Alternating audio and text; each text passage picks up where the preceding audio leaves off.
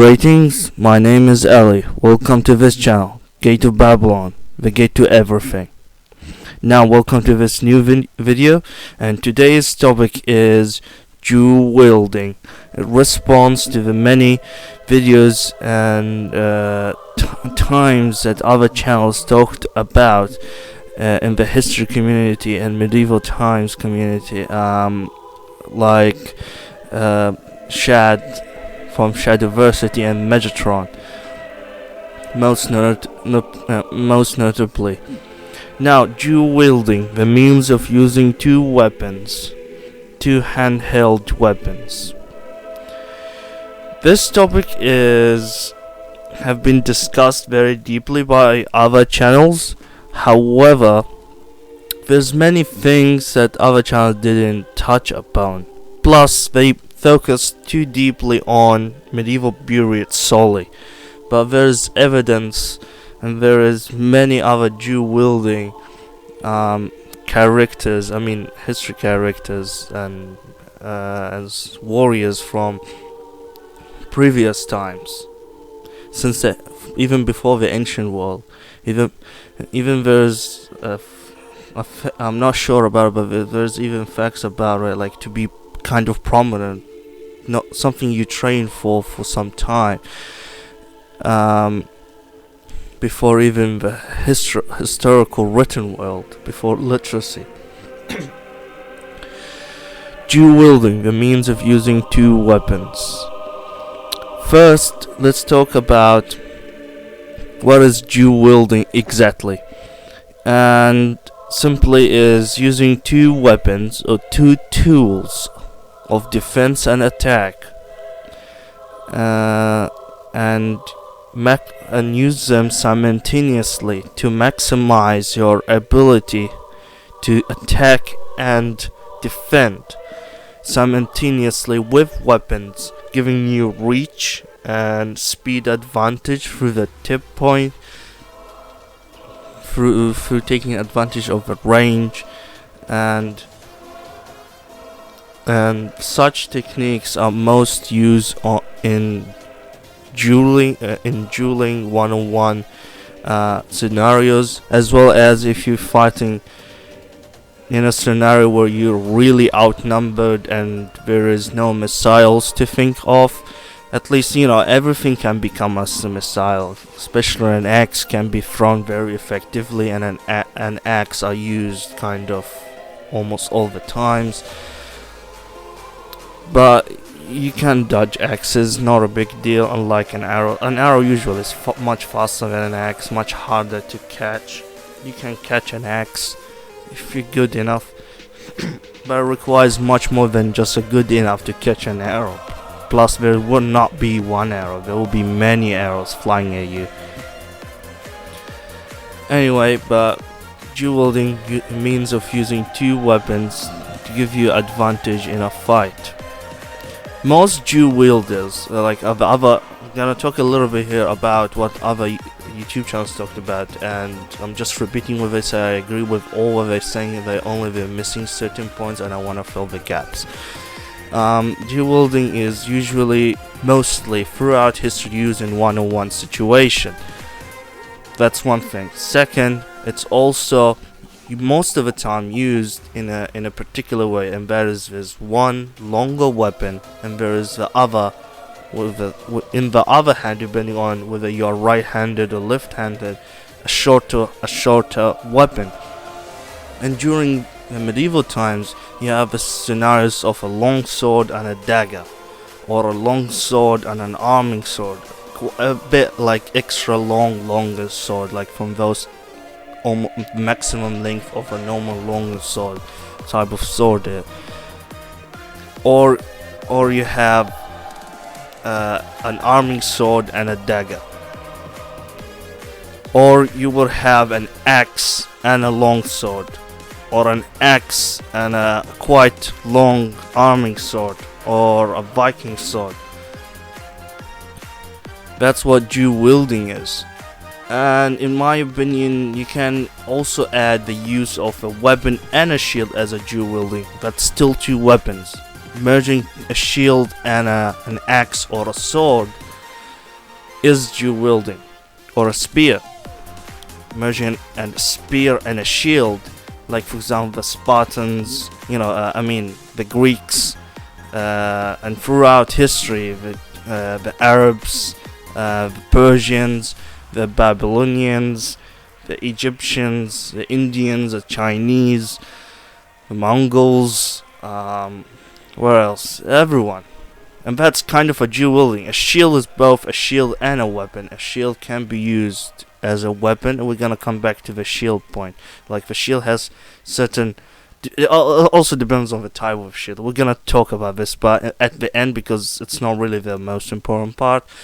And just I wanna comment on this a little bit. Now come back to the main part of the video, and that is dual wielding with a long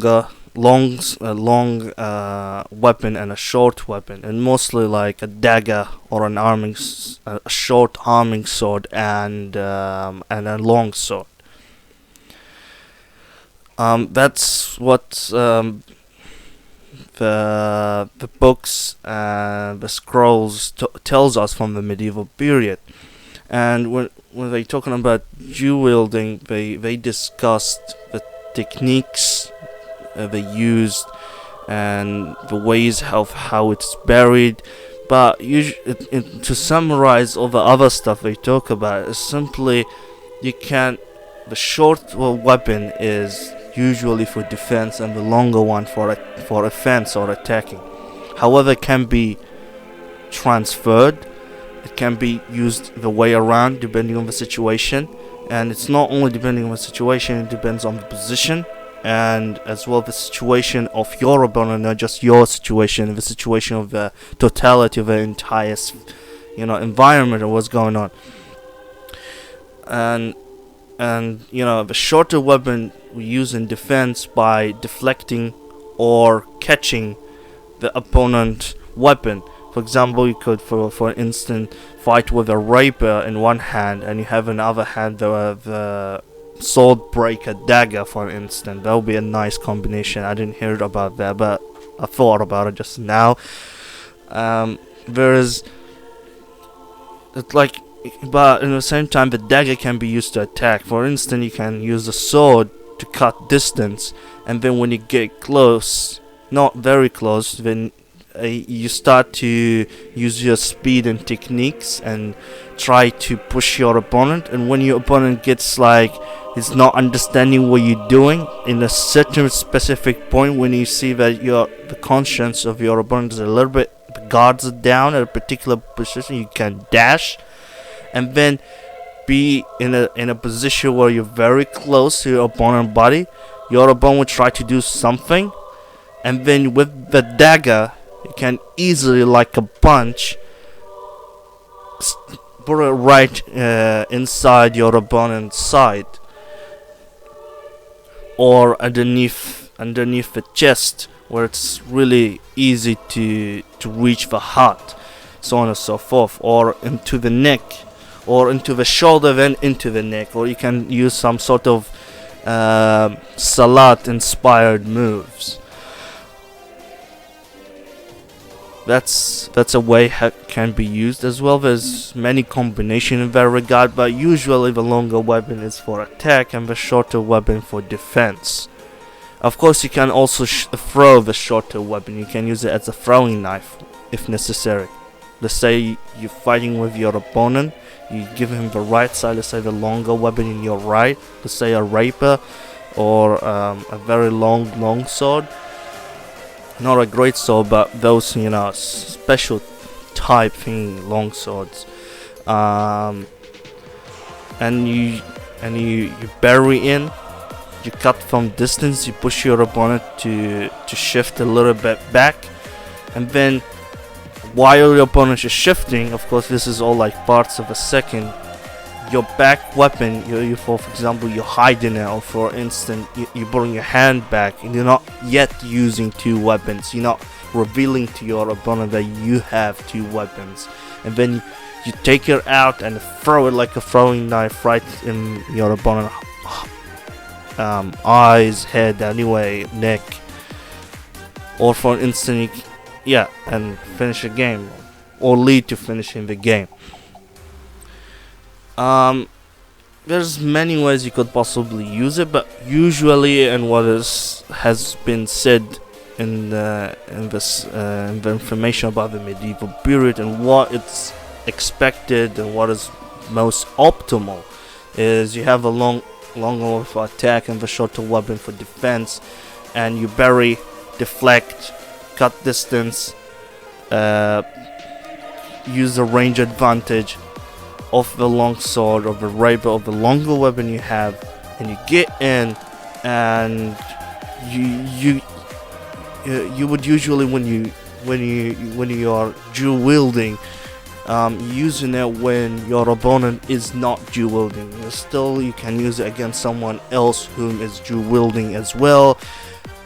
But dual wielding can be very effective in one-on-one scenario. If you don't have a shield and your opponent has a shield, it can, especially if, for instance, in that particular scenario, you can have the longer weapon would be a spear and or a lance, to be more specific, and you have the other hand having a long sword or a particular long arming sword that is not long enough to become a long sword, but still longer than a normal arming sword. That's kind of an interesting combination. However, that's not what usually will happen. But however, to come back to the main particular point of this part of the discussion here, is you can use dual wielding against someone else whom is also dual wielding, but dual wielding is most optimal when you're fighting multiple opponents whom doesn't have missiles to throw at you, or like particular missile, crossbows or arrows or javelins, or for instance they have spears but they're not interested to throw them at you. They want to be stabby with them and use reach advantage, not to throw them like javelins, and even though they can, but you know, it depends on the situation. When you're outnumbered, or when you are one-on-one situation or one-on-two and they don't have a shield.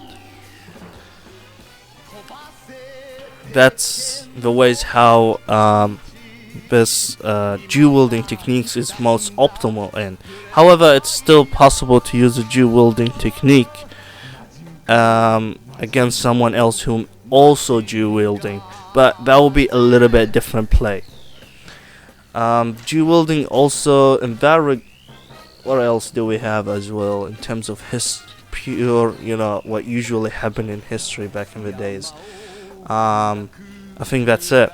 But there's other information, you know, very in-depth details that I cannot go for all of them now.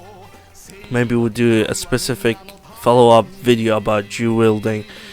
However, maybe like discussing the in-depth of those techniques and how can they be developed even better. And because I know martial arts,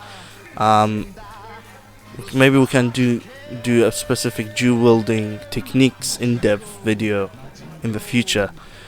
However, for now, let's jump to specific points that I want to add to the dual wielding knowledge that's on the net.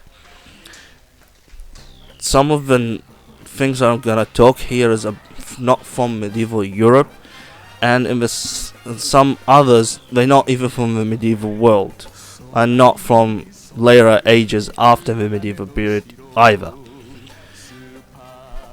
And I'm not talking here of adding the shield as well, so I consider that kind of a dual wielding, but not really. Before we get into this, I think we need to tackle the dual wielding two shields games stuff. In that regard, wielding two shields, I don't have much knowledge about whether that was a thing. However, I mean by was a thing was kind of, specified to be used. However, I know from Turkish sources that sometimes, the Turkish word would just use whatever there is in their disposal.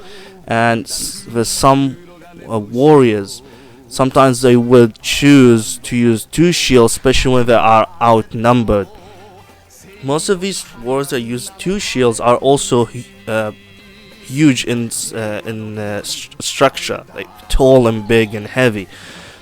But not, they compared to us, but they move fast. They still warriors. I'm saying like people whom are taller than 2 meters can take advantage and have muscles on, can take advantage of using two shields.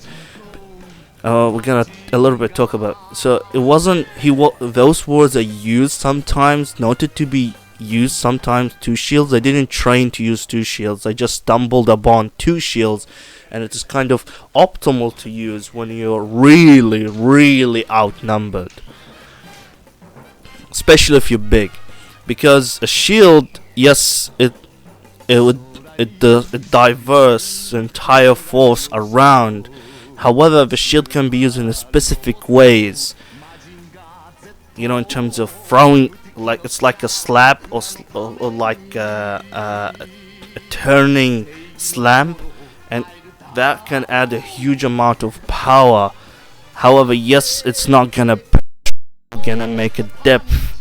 However, this power, especially when you are taller and heavier than your opponent, can, with technique, understanding the human structure and where your opponent is, and understand the physics of what's going on in this particular moment in time, you can throw your opponent over or take advantage of your specific center of mass balance point your opponent has at that particular moment and throw your opponent out of balance. You could use it to slap the head. You can, and that gonna be devastating. You can use it to push your opponent off. You can use it as an attack for defense, then better than any other attack. When you're attacking with an axe or a spear or whatever, even a gun, you can attack like multiple opponents very effectively, at an optimal level simultaneously. However, you can, especially if you're really big, let's say you're like 2.2 meters tall, you can slam 3 or maybe even 4 shorter guys. Let's say 2 or 3, you can slap them over, like make them spin in the air and push them out of the game, or maybe at least slow them down, or maybe something on the line like that. It can be used as well to deflect weapons. So especially if you're running, using two shields can be very effective by cancelling the spears and the swords and the arrows advantage that your opponent has on you, especially when you're outnumbered. So there is some Turkish resources that I know about, talks about these warriors stumbling up in a specific situation where they thought about using two shield would be kind of a good choice to go by, and they're not trained to do so. They don't train using two shields.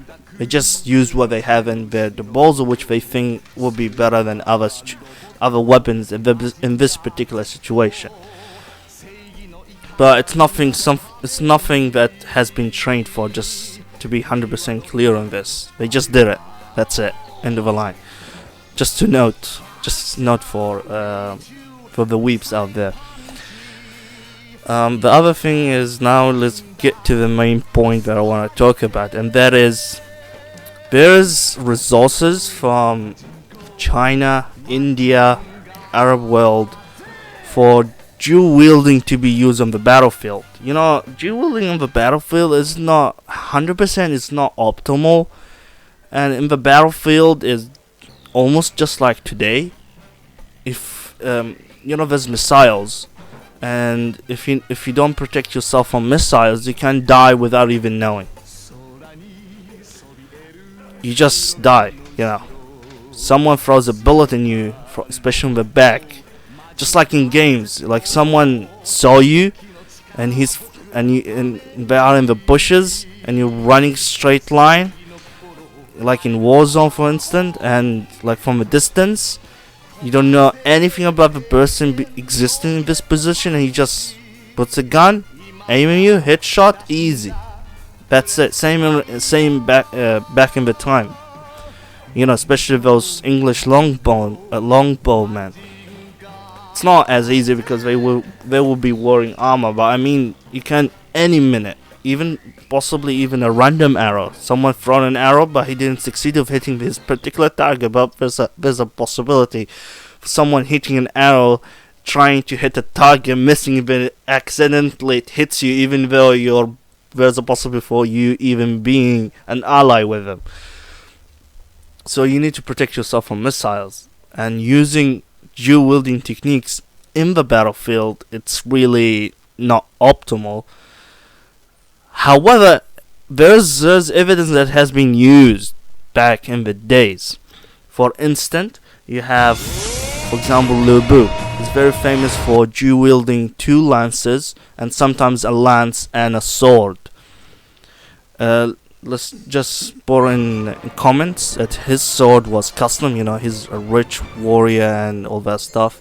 His sword was particularly wider and longer than what usually you will expect from Chinese from Chinese swords, and was a bit heavy as well. It was heavy for us in comparison to us, but it was nothing for him. It just increases the heft of behind the sword when he's swinging really fast.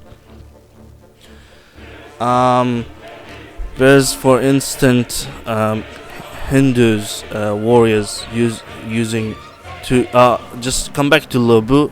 He did use those techniques on top of his red horse, not on foot. On foot, I never heard of him using 2 weapons.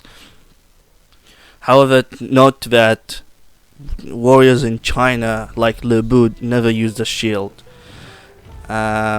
Just to note that. So using 2 weapons rather than a shield, using 2 weapons with than 1 weapon with concerning you not using a shield, much better than using 1 weapon anyway. I don't know why they didn't use a shield. Not like 100%. There's certain warriors in Chinese history did use a shield, but not notably. You don't find it everywhere. Not all of them. Many of them didn't use a shield, and the majority did use 1 weapon. Of course, there's secondary weapon. So if you're using a lance, you still have your sword as a secondary weapon. Anyway. Another example from India, the Hindu warriors. There's historical examples of using 2 lances on top of horse again. There is certain warriors, generals that did use 2 swords, actually even 2 swords of the same length, against assassins, trying to assassin them. However, in this situation, there is no missiles to fear about, or at least, most likely, in this situation, there wouldn't be missiles.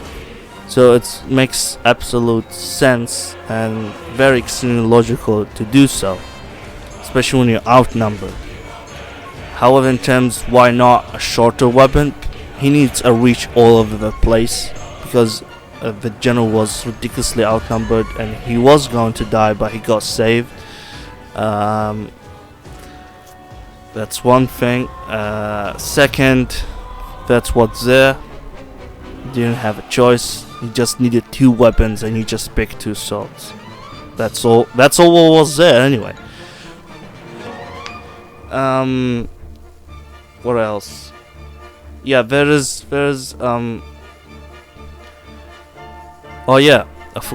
in Arabia, there is a specific there's few warriors in Arabia. In the mix of a battlefield, they did use 2 swords, dual wielding 2 swords in the fight. In fights where they're in each side tens of thousands, proper army, even 100,000s, proper battle. missiles and everything, and they did use dual wielding techniques.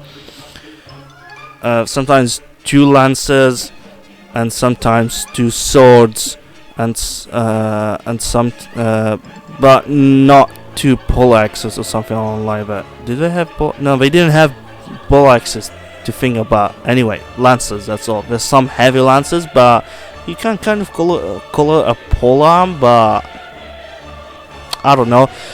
Not as long as what you would expect a pole arm to be. Let's move on. That's something else. But there's warriors using two lances. However, most notable Final Fantasy very interesting warrior that prominently multiple times commits to using multiple swords, in fact more than two. He even breaks swords in the mix of a battlefield. And he is also a general and a strategics, in my opinion, one of the top two most capable generals in history, and that's Khalid, son of Al-Walid, or Khalid bin Al-Walid.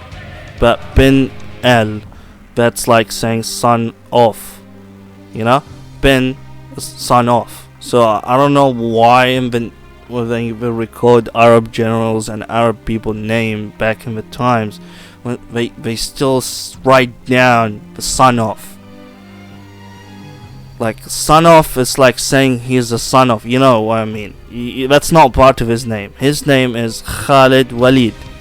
His name is Khalid, his father's name is Walid, so he's son of Walid.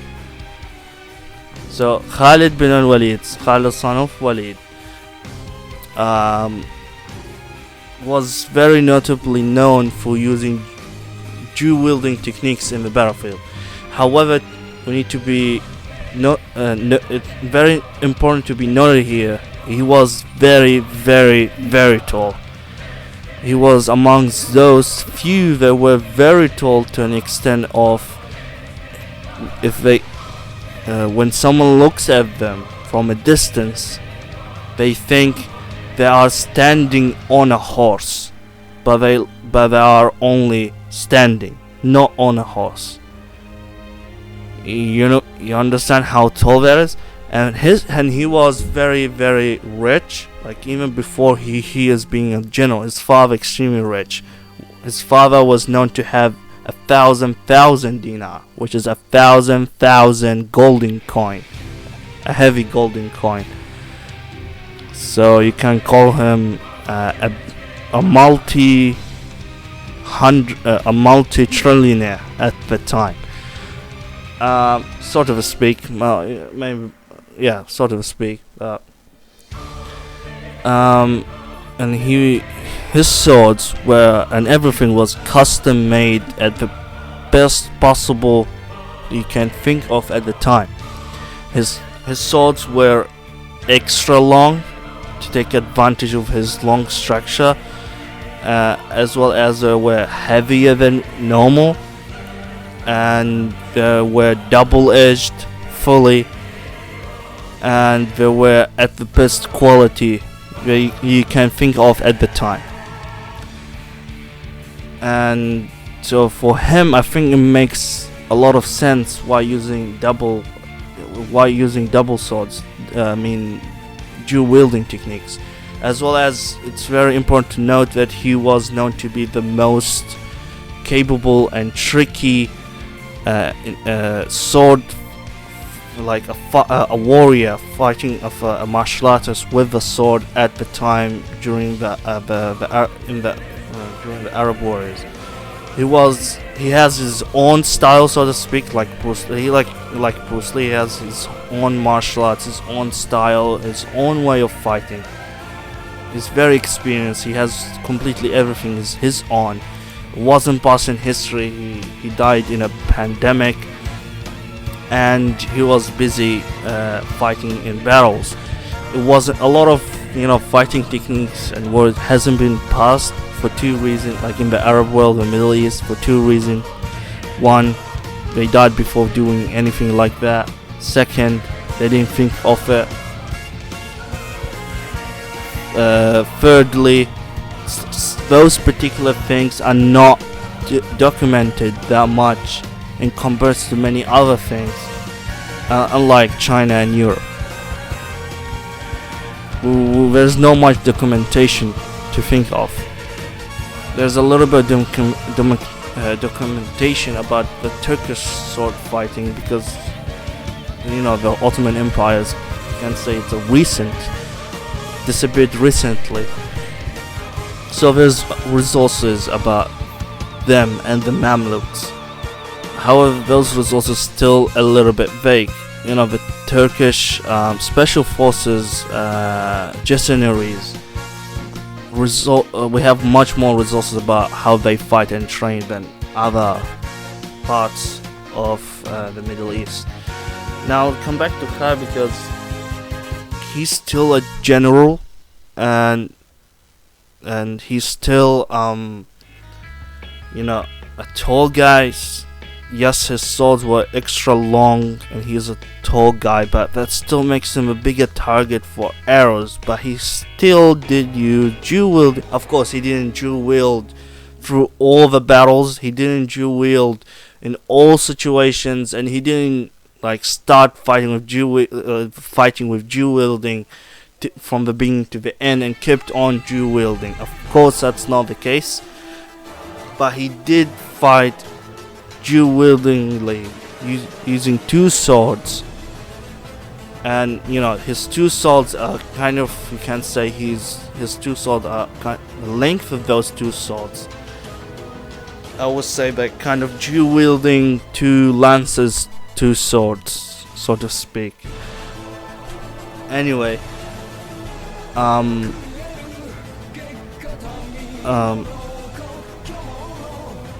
there's something else notable about him in terms of fighting martial art. Is he was notable for, it can be noted that he did use some useless, or what considered to be useless, fighting techniques, using, you know, kind of a little bit of open guard as well as a little bit of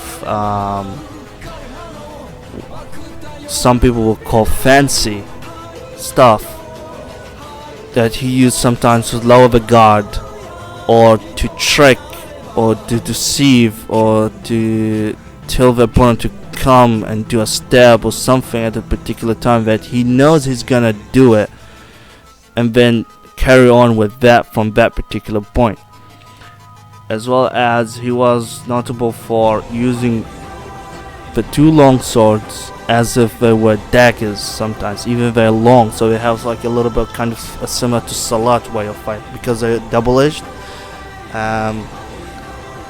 He was as well, he was extremely smart, tricky, quick and fast, but also you need to note that he's very tall, very muscular, and he's very experienced and explosive, skilled and capable. So you can say his reaction rate and his speed was ridiculous, as well as, you know, his swords they were longer than usual, and he will definitely would be aiming to hit at the last third, or at the last lower third of his sword, to give a maximum possible impact through the leverage of the sword. So it's using the torque thing, that swing, you know, the radius of the swing gonna be longer, so it's gonna be faster.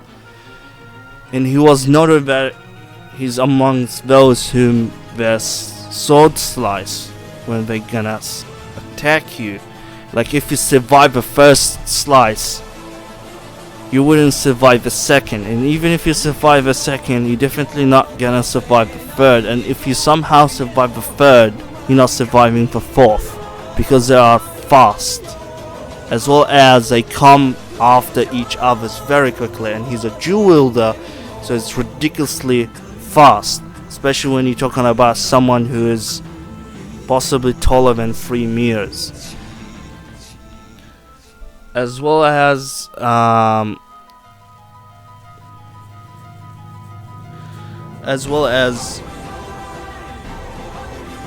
he was very known to that most of his opponent, in terms of, when he goes face to them one on one, or most those who face them, that they face him, they the particular person, like each one of them would take one slice because it's very quick.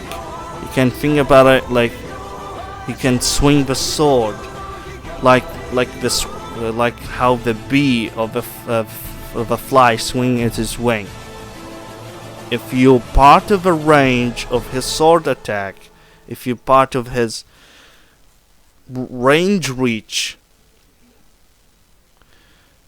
then you're not surviving it. You're just not. And if you are, let's say, quite capable, okay, you survive the first, you're not surviving the second. You know what I mean? So most of the time he doesn't need even technique. I mean, there's still some techniques in terms of that slice to an extent, but he doesn't need a lot of, complicated techniques to defeat most of his opponent due to his physicality.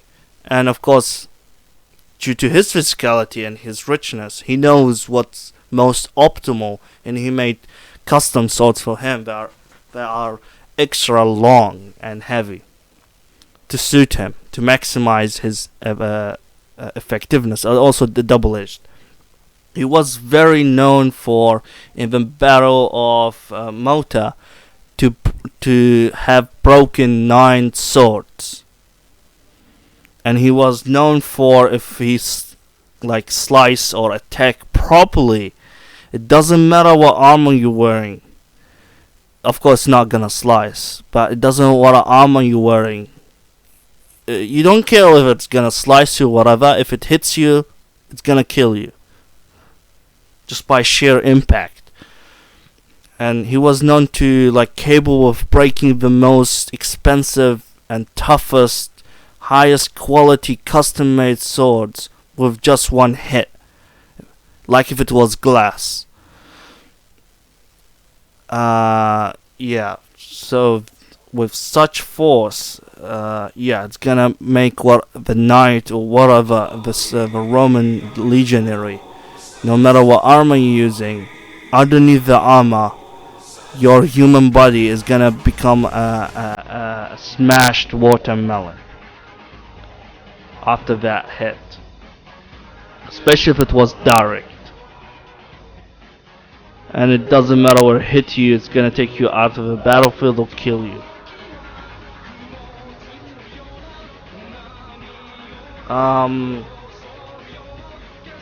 There's also the video is getting a bit, I don't know what's wrong with me. All the videos, they get longer than what I expected. That's now 8 minutes more than what I expected.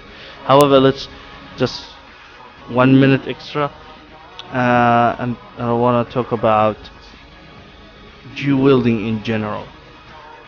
Dual wielding is using 2 weapons. Doesn't matter whether it doesn't matter whether you're using a longer one, a shorter one, a sword with a lance, 2 lances, 2 swords, 2 daggers.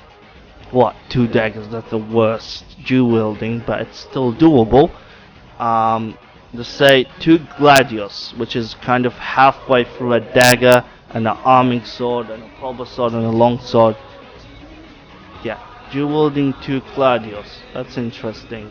But it's interesting, but it's not gonna get you anywhere. You need a shield, okay? There's certain situation where you need dual wielding. It's better for you. Especially, I love dual wielding a sword and a lance. A long sword and a lance, or 2 lances. I love the idea of dual wielding 2 lances, especially on top of a horse. Well, if you're dual wielding 2 lances on top of a horse, you need really good muscles, really good concentration with your horse. You really need a general horse, a really intelligent, fit horse, as well as you need your horse trained, as well as you need really capable horsemen. Yeah, but dual wielding 2 lances on the top of a horse, if you have the the capability to do it, I think it is quite very effective. Especially if you're in a unit, not all by yourself, and most of the time you're not gonna be all by yourself. And yeah, there's a lot of, as usual, there's much more I need to talk about, but let's finish it here. Subscribe to the channel, leave a like, comment below what you think, and welcome to the Gate of Babylon, and subscribe to open the Gate of Babylon, the gate to everything. Have a good day.